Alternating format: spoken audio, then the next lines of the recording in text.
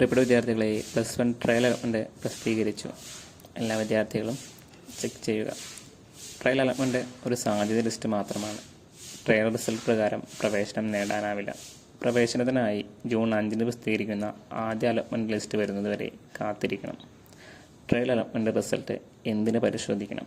നിങ്ങളുടെ അപേക്ഷ വിവരങ്ങൾ എന്തെങ്കിലും തെറ്റുകൾ കടന്നുകൂടിയിട്ടുണ്ടെങ്കിൽ അവ തിരുത്തുവാനുള്ള അവസാന അവസരമാണ് ട്രയൽ അലോട്ട്മെൻറ്റ്. ആവശ്യമെങ്കിൽ നേരത്തെ നൽകിയ ഓപ്ഷനുകളിൽ പുനഃക്രമീകരണവും പുതിയവ കൂട്ടിച്ചേർക്കുകയോ ചെയ്യാം.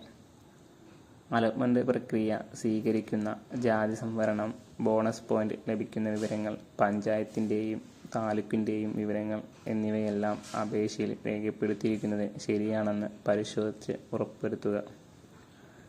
WGPA കൃത്യമാണെന്ന് ഉറപ്പുവരുത്തുക. വിവരങ്ങൾ തെറ്റായി രേഖപ്പെടുത്തിയാൽ പ്രവേശനം നിഷേധിക്കപ്പെടും. WGPA അടങ്ങുന്ന ഒരു വീഡിയോ ചാനൽ അപ്ലോഡ് ചെയ്തിട്ടുണ്ട്. എല്ലാവരും ചെക്ക് ചെയ്യുക.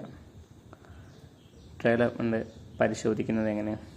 HSCAP അഡ്മിഷൻ പോർട്ടൽ സന്ദർശിക്കുക. കാൻഡിഡേറ്റ് ലോഗിൻ SWS എന്ന ക്ലിക്കിൽ യൂസർ നെയിം, പാസ്വേഡ്, ജില്ല എന്നിവ നൽകി ലോഗിൻ ചെയ്യുക. ട്രയൽ റിസൾട്ട്സ് എന്ന ലിങ്കിൽ ക്ലിക്ക് ചെയ്ത് ട്രയൽ അലോട്ട്മെൻറ്റ് റിസൾട്ട് ഡൗൺലോഡ് ചെയ്യാം. അപേക്ഷയിൽ തിരുത്തൽ വരുത്തുന്നത് എങ്ങനെ? HSCAP അഡ്മിഷൻ പോർട്ടൽ സന്ദർശിക്കാം. കാൻഡിഡേറ്റ് ലോഗിൻ SWS എന്ന ലിങ്കിൽ യൂസർ നെയിം, പാസ്വേഡ്, ജില്ല എന്നിവ നൽകി ലോഗിൻ ചെയ്യുക.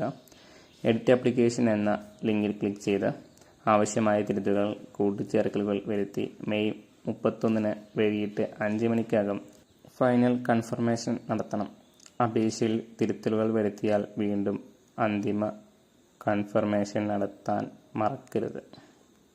യൂസർ നെയിം, പാസ്വേഡ് മറന്നുപോയാൽ പോർട്ടലിൽ ലഭ്യമായ GET user name, application number link ഉപയോഗിക്കുക. +1 അലോട്ട്മെൻറ്റ് അഡ്മിഷനുമായി ബന്ധപ്പെട്ട അനവധി വീഡിയോകൾ ചാനലിൽ അപ്ലോഡ് ചെയ്യുന്നതായിരിക്കും.